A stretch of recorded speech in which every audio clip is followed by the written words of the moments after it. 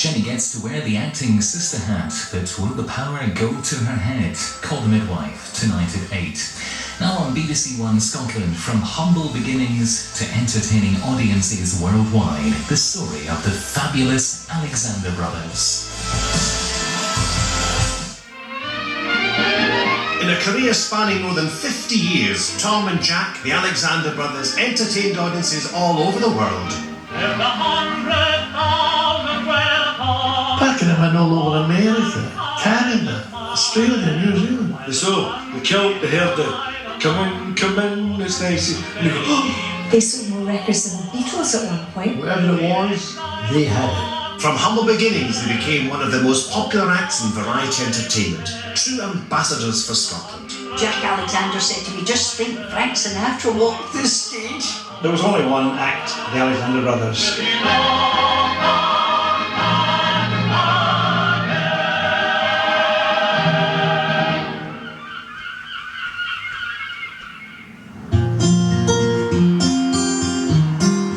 '62 Cambusnethan Street. This is where Jack and I were brought up, literally. My dad bought me an accordion when I was about 9. A couple of years later, Jack started lessons on the piano. My dad was working for a £5 a week, and it was a fair drain in his resources, as I would say, sending Jack and I to lessons. And Sister Bet, she of course, she was at the tap dancing, and we went out as the Alexander Trio, just church events, things like that. There were several heats in this one talent contest down in Dumfries, and first prize was £75. We got in about 2 o'clock in the morning, and my mother was sitting up, as she always did. And my dad said, gee whiz Nelly, they were robbed again, as he always did. And then he threw the £75. My mother burst out crying, Performing at these talent contests would be a great apprenticeship for Tom and Jack, and this early experience would stand them in good stead for what was to come. The audiences at working men's clubs were notoriously difficult to please, as Tom recalls. It went by applause. It was the audience that actually decided who won the first prize. They were very critical, highly critical. They were always tense before we went on stage, wondering how we would perform. Because, at the end of the day, when you walk onto a stage, you're always slightly nervous, and it depends on how your nerves react, whether you're going to do a performance or not. 9 times out of 10, we more or less performed quite well.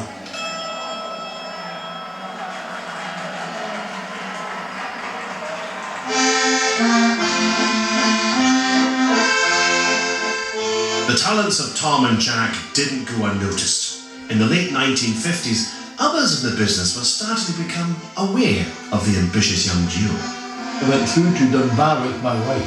I saw you see a big bill. The fabulous Alexander Brothers, direct from the Café de Paris. I said to Crazy, the Alexander Brothers. And eventually I found out, maybe a year or so later, that Tom and Jack Alexander were 2 painters from Cambusnethan, and the Café de Paris was an ice cream shop in Wishaw. If things didn't work out, you could put the box in its box, the accordion box. Jack could sort of wash his hands on the piano, and they get out with the brush and the paint and hang the paper. But painting and decorating was far from the minds of the Alexander Brothers, as in 1958 they secured a part in a variety show at the Webster Theatre in Arbroath. But their act wasn't quite fully formed. We didn't have any Scottish content in the act at all. Nothing. Like I said, we were playing things like the Carnival of Venice, Orpheus and Underworld, the Point Peasant, Jack's Piano Concerto in B-flat minor. And not doing very well, and when the audience just looked at us as if we were daft. Joe Gorton and his folk, they were coming through big, and so was Andy Stewart.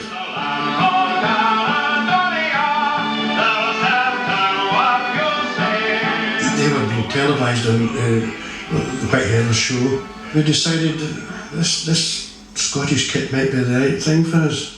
The following programme, I think Jack put in the road the Merce to the knee, and the difference, the audience reaction was just incredible.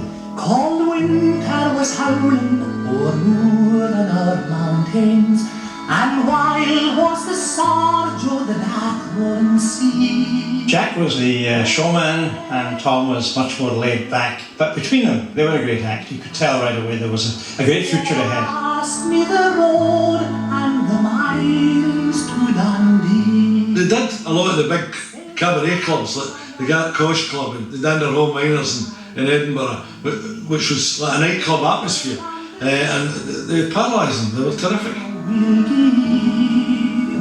But if you'll permit me to gang a wee bitty, I'll show ye the road and the miles to Dundee. Both of us made a decision that we're going to have a bash at this show business lark. And I remember the day now that I left the boys and I said, boys, I'm going away, I'm going to have a bash at this show business, and oh, you'll be back next week.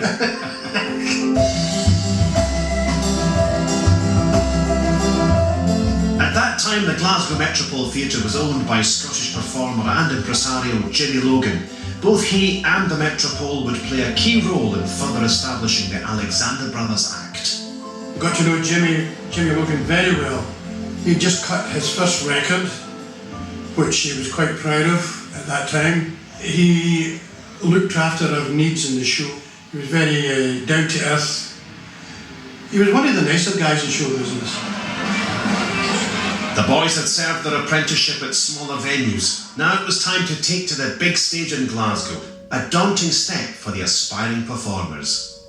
Absolutely terrified. Well, you have to remember we were just coming from our first summer season in Arbroath, and here we were, the two kind of amateur boys from Wishaw in the famous Metropole Theatre. We always opened up with the Youth Tramping song.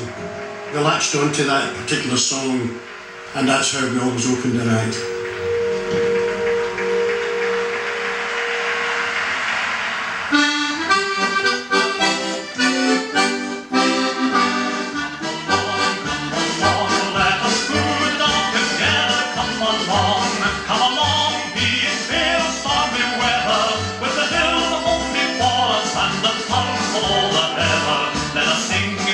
The established stars of the day were always supportive, on and off the stage. I remember Jack was coming to me and I said, have you not got any makeup on your face?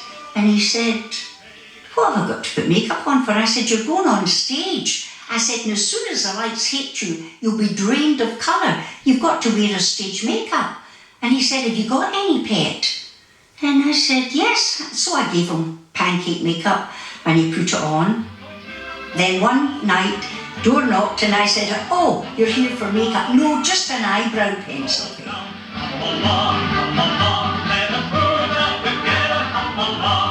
Tom and Jack's popularity continued to grow, and one of the biggest agents in Scottish show business was determined to ensure the boys would achieve the success he thought they deserved.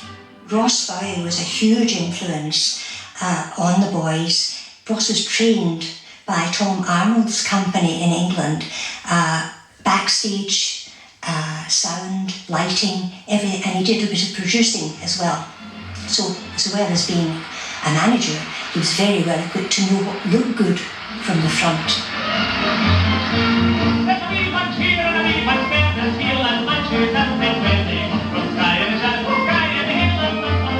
Managers like Ross Bowie knew that it was important to maintain momentum, and moving up the theatre bill was essential.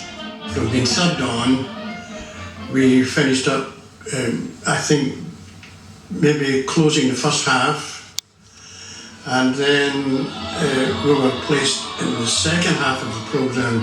We were moving up in the right direction. I was doing the summer season in Largs. I'm only getting 10 minutes from my spot and